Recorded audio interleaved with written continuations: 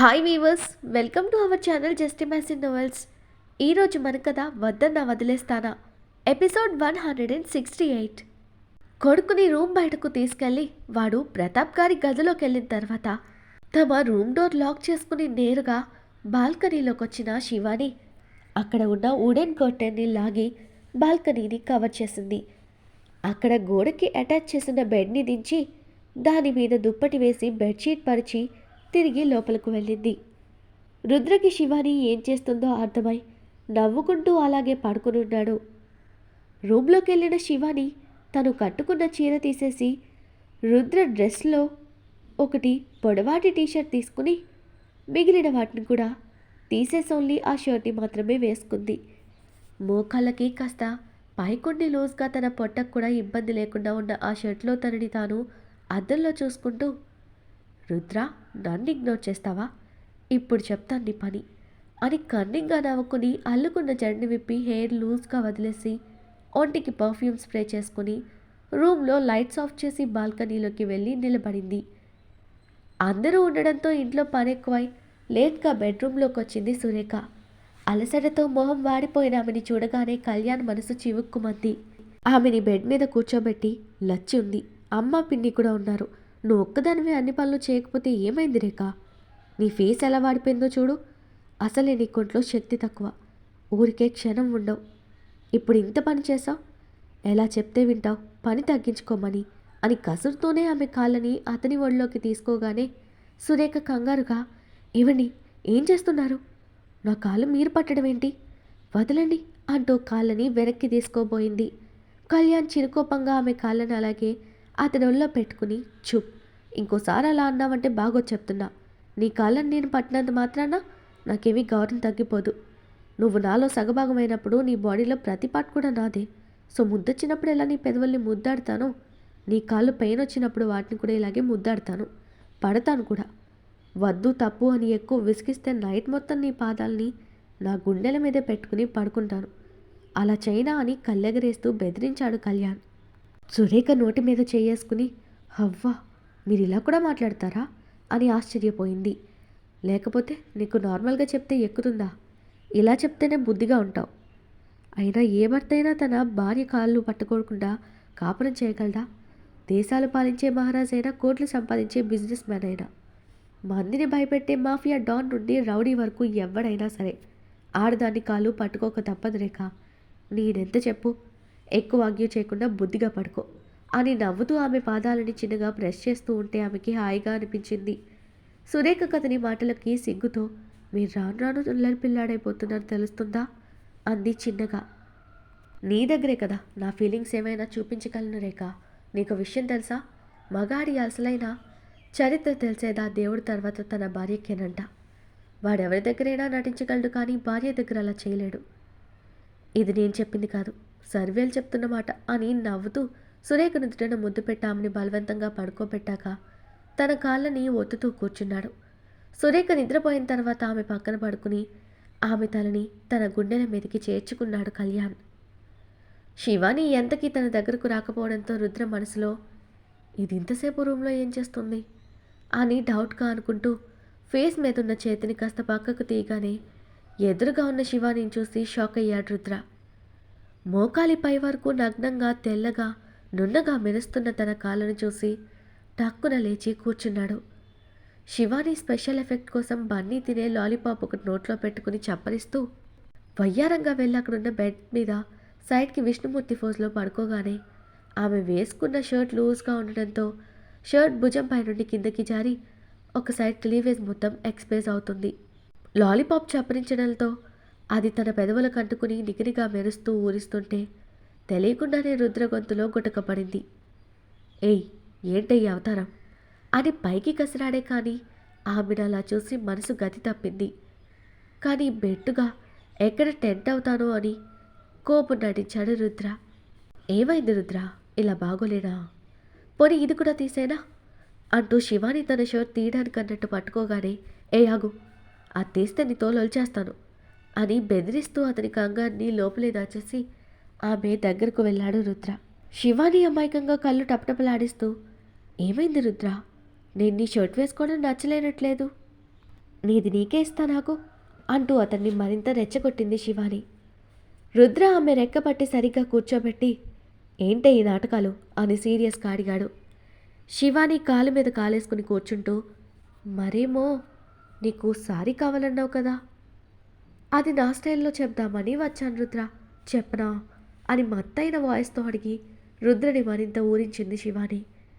రుద్ర ఆమె నడుం పట్టి తన వైపు లాక్కుని, ఇలా ఈ టైంలో నన్ను రెచ్చగొట్టావంటే తర్వాత నన్ను తట్టుకోలేవు. అది నీకు మన బేబీస్కి మంచిది కాదు. నోరు మూసుకుని వెళ్ళి నైట్ డ్రెస్ లేకపోతే చీర కట్టుకో శివ అని రుద్ర గంభీరంగా చెప్తుంటే, నేను అలా చేయాలంటే నువ్వు కోపం వదిలేసి నాతో నా కొడుకుతో నార్మల్గా ఉంటావా మరి అని అడుగుతూ నవ్వుని కష్టంగా ఆపుకుంది శివాని. పోవే, నీకు నీ కొడుకుకి నాతో పనిలేదు కదా, మీకెవరూ వద్దు, మీకు మీరిద్దరూ చాలు కదా, నా కోపం నా సంతోషం మీకెందుకు అని నిష్ఠూరంగా అడిగాడు రుద్ర. ఓయ్, అలా మాట్లాడి నా కోపం తప్పించుకు రుద్ర. వాడు నేను ఎప్పుడైనా దూరం పెట్టామా నిన్ను? ఎప్పుడూ నీ వెనకే ఉంటాం కదా, ఏదో సరదా కాట పట్టిస్తే ఇలా కోప్పడాలా? నీకు మా ప్రేమ కనపడదా అంటూ బొంగమూతి పెట్టింది శివాని. ఎక్కడుంది ప్రేమ? వాడేమో మాటకు ముందమ్మ మాట తర్వాతమ్మ. నా కోసం ఒక్కసారైనా అలా కలవరించాడవాడు. ఆ యశోదమ్మకి కృష్ణుడి మీదే ప్రాణం అన్నట్టు నీ కొడుకు తర్వాతే నీకు నేనైనా. మీకు నేను ఎప్పుడు సెకండ్ చాయిస్ అని నాకు తెలుసు అని మొహం తిప్పేసుకున్నాడు రుద్ర. శివాని రుద్ర మెడ చుట్టూ చేతులు వేసి, నువ్వు ఇంత జలసీ ఫ్రీక్వెంట్ రుద్ర, వాడు నీ కొడుకు కూడా, అది మర్చిపోయావా అని అడిగింది. రుద్ర ఆమె నడుం పట్టి దగ్గరకు లాక్కుని, నేనేం మర్చిపోలేదు, నాకు మీ మీద నిజంగానే జల్సీగా ఉంది. మా అమ్మతో నా బాండింగ్ గుర్తు చేస్తున్నాడు నువ్వు వాడు. అమ్ముండుంటే బన్నీని అస్సలు వదిలేది కాదు. మా అమ్మకి స్నేహ కంటే కూడా నేనంటేనే ఎక్కువ ప్రేమ. ఆ ప్రేమను ఎక్కువ రోజులు పొందే అదృష్టం నాకు లేకుండా పోయింది. నన్ను చూస్తుంటే నాకు మా అమ్మే గుర్తొస్తుంది అని అలక మర్చిపోయి ఎమోషనల్ అయిపోయాడు రుద్ర. శివాని బాధగా రుద్రని హత్తుకుని అతని వెన్ను నిమురుతూ, ఒక విషయం చెప్పనా రుద్ర, మనల్ని ప్రేమించే వాళ్ళు భౌతికంగా మన పక్కన లేకపోవచ్చు, కానీ వాళ్ళు మనల్ని వదిలి ఉండలేక ఎప్పుడూ మన చుట్టూనే అదృశ్య రూపంలో ఉంటారని మా నాన్న ఎప్పుడు చెప్పేవారు. అత్తయ్య నీ మీద ప్రేమతో తిరిగి మన పాపగా మన దగ్గరకు వచ్చేస్తుందేమో, ఇలా అనుకుంటే అసలు బాధ అనేదే ఉండదు కదా అని శివాని అడిగింది. కానీ తన తండ్రి పేరు చెప్పేటప్పుడు శివాని వాయిస్ బ్రేక్ అవ్వడం రుద్ర గమనించాడు. రుద్ర తనకు దూరం జరిగి ఆమె మొహాన్ని చేతిలోకి తీసుకుని నుదుటిపైన ముద్దు పెట్టి, నువ్వన్నట్టు నిజంగా మనకు పాప పుడితే మా అమ్మే అని నేను నమ్ముతాను. మీ నాన్న కోసం కూడా నువ్వు బాధపడనవసరం లేదు. నిన్ను ఒంటరిగా వదలలేక ఆయన ఎప్పుడో మన బన్నీ రూపంలో నీ దగ్గరికి వచ్చేసాడని నాకు అప్పుడప్పుడు అనిపిస్తుంది. నిన్ను వాడు అమ్మగా కాకుండా ఓ కూతురులా ట్రీట్ చేస్తాడు, గమనించావా అని నవ్వుతూ అడిగాడు రుద్ర. మా నాన్నకందరికంటే నేనే ఎక్కువని మా అక్క మా తమ్ముడు ఎప్పుడూ గొడవ చేసేవాళ్ళు అమ్మ దగ్గర. నేను మా నాన్నమ్మలా ఉంటానని నాన్నెప్పుడు నాకే సపోర్ట్ చేసేవారు. ఆ కౌశల్ని ఇంటికి తీసుకుని వచ్చినప్పుడు కూడా నాన్న కానీ అమ్మ కానీ ఒక్క మాట నాకు అడ్డు చెప్పలేదు. ఆ రోజు వాళ్ళు నన్ను ఆపుంటే ఈరోజు వాళ్ళు ప్రాణాలతో ఉండేవారేమో కదా రుద్ర అని కన్నీళ్లతో అడిగింది శివాని. ఏయ్, ఏడుస్తున్నావా అంటూ తన కళ్ళు తుడిచి, నీకు వాళ్ళకు కూడా తెలియదు కదే పాముకి పాలు పోసి పెంచుతున్నారని. ఏమో వాళ్ళకి ఆయుష్ అంతే రాసిందేమో, విధిని మనం తప్పించలేం కదా. నా లైఫ్లోకి వస్తావని నువ్వు ఎప్పుడైనా అనుకున్నావా? వచ్చావు కదా, విధి నుండి ఎవరూ తప్పించుకోలేరు. నువ్వు ఇలా బాధపడుతూ ఉంటే నేను చూడలేనే. కౌశల్ గారు చేసిన దానికి వాడు శిక్ష అనుభవించాడు కదా, ఇక వదిలే, ఇదిగో మంచినీళ్ళు తాగు అని బాటిల్ మూత తీసి ఆమెకి తాగించాడు రుద్ర. వాటర్ తాగి కాస్త స్థిమితపడిన శివాని రుద్రి ఎదు మీద తల ఆనించి, రుద్ర, నీకో విషయం చెప్పాలి అని అతని కళ్ళల్లోకి చూసింది. ఆమెని సరిగ్గా తన మీదకి అడ్జస్ట్ చేసుకుని ఏంటన్నట్టు కళ్ళెగరేశాడు రుద్ర. ఇవాళ నాకు మన బేబీ కదలిక తెలిసింది. రెండు వైపులా కదలికలు తెలుస్తున్నాయి రుద్ర. ఈసారి స్కానింగ్ తీసినప్పుడు డాక్టర్ని కూడా చూడమని అడుగుదామా? వాళ్ళు యాక్టివ్గా ఉన్నారా లేదా చూడమందాం అని శివాని చెప్పగానే రుద్ర ఆశ్చర్యంగా చూశాడు. రుద్ర స్మూత్గా ఆమె పొట్టని రాస్తూ వంగి ముద్దు పెట్టి కాసేపు అలాగే ఉండి, వీళ్ళు నాకు రెస్పాండ్ కావడం లేదే, నువ్వు చెప్పినట్టు స్కానింగ్లో చూద్దాం అని చెప్తూ ఆమె ఎద మీద ముద్దు పెడుతూ చేతికి స్మూత్గా తగులుతున్నా తన కాలి పిక్కని నిమిరాడు రుద్ర. ఓయ్ ఏం చేస్తున్నావు అంటూ అతని చేతిని తీసేసి కంగారుగా కాళ్ళని కవర్ చేసుకోవాలని చూస్తుంది శివాని. రుద్ర ఆమెని ఆపి, నాకోసమే కదే ఇలా వచ్చావు, మరి నేను టచ్ చేస్తే టెన్షన్ పడతావేంటి అని కళ్ళెగరేసి నవ్వుతూ అడిగాడు. పో రుద్ర, ఏదో నువ్వు మాట్లాడలేదు, నన్ను ఇగ్నోర్ చేసావని ఉక్రోషంతో ఏదో చేశాను కానీ ఇప్పుడు సిగ్గొస్తుంది అంటూ మొహాన్ని అతని ఎదలో దాచేసుకుంది శివాని. రుద్ర కొంటెగా నవ్వుతూ తనని ఇంకా ఉడికిస్తూ, అదంతా నాకు తెలీదు, నాకోసమే కదా ఇలా వచ్చావు, నాకు నచ్చింది తీసుకునే వరకు వదల్లు అంటూ ఆమె కాళ్ళపై నుండి చేతిని పైకి పాకించాడు. రుద్ర స్టాప్ ఇట్ అని గిలిగింతలవుతుంటే నవ్వుతూ అతని చేతిని పట్టుకుని ఆపింది శివాని.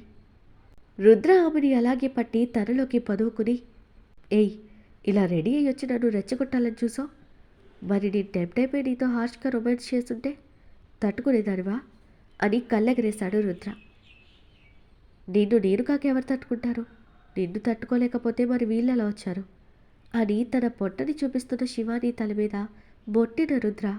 నార్మల్గా తట్టుకోవడం వేరు, ఇలా ఈ కడుపుతో ఉన్నప్పుడు వేరే కదే మొద్దు అని ఆమె మెడ మీద బయట చేశాడు రుద్ర.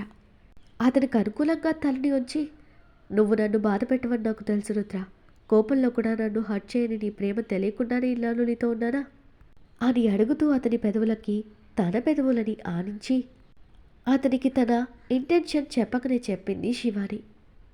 ఓయ్ నిజంగా ఓకే కదా అని చిన్నగా అడిగాడు రుద్ర తన పెదాలని దూరం జరపకుండానే. శివాని కళ్ళతోనే అంగీకారం తెలుపగా ఆమె అదరాలని అందుకుని మధువులని జొర్రుకోవడం మొదలుపెట్టాడు రుద్ర. శివాని రుద్ర మెడ చుట్టూ చేతులు వేసి హత్తుకుని అతని ముందుకి జత కలిపింది. కలహం తర్వాత విరహం పెరిగితే ఆపై జరిగే కలయిక అద్భుతమని వాత్సాయనుడు చెప్పాడు.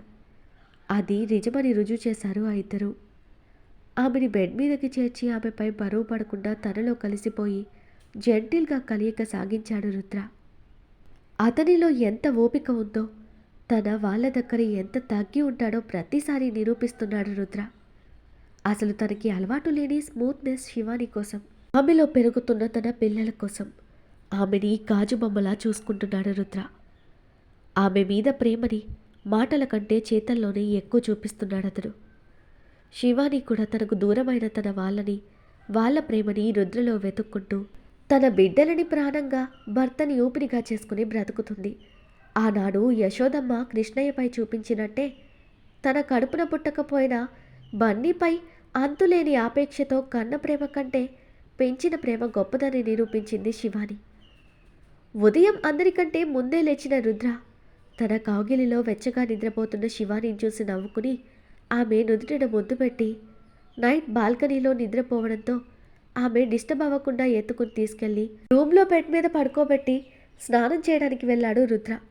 ఫ్రెష్ అయిన రుద్ర కిందకు వెళ్ళి జిమ్ చేసి వరం ఇచ్చిన జ్యూస్ తాగిన తర్వాత శివాని కోసం పాలు తీసుకుని ఆమెని నిద్ర లేపడానికి రూమ్కి వెళ్ళాడు. అప్పటికి ఇంకా ఎవరూ లేవలేదు. కానీ బన్నీ లేచి రుద్రకి ఎదురొచ్చి అతని కాళ్ళని చుట్టేశాడు.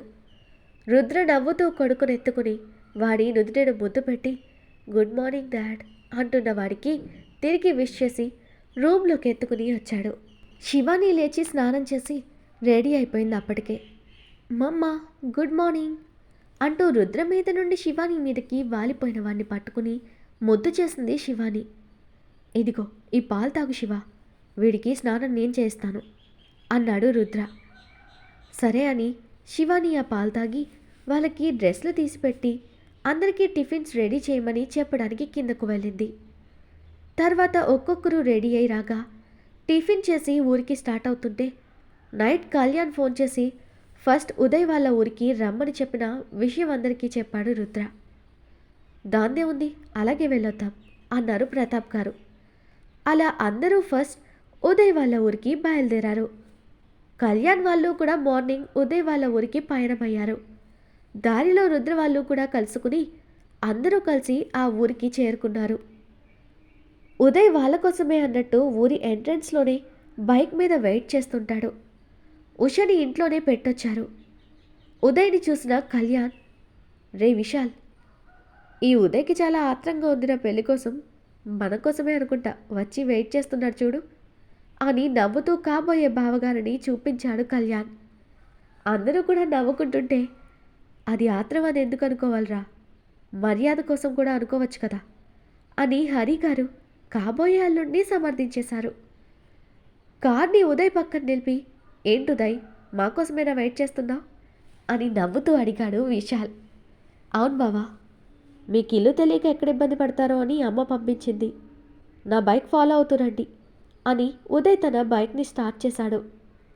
అతని వెనకే అన్ని కార్లు ఫాలో అయ్యాయి. ఆ ఊరు కూడా బాగా డెవలప్ అయింది. వీధులు విశాలంగా ఉండి అన్నీ కాస్త పెద్ద పెద్ద బిల్డింగ్సే ఉన్నాయి. ఉదయ్ నేరుగా ఓ పెద్ద డూప్లెక్స్ ఇంటి కాంపౌండ్లోకి ఎంటర్ అయ్యాడు.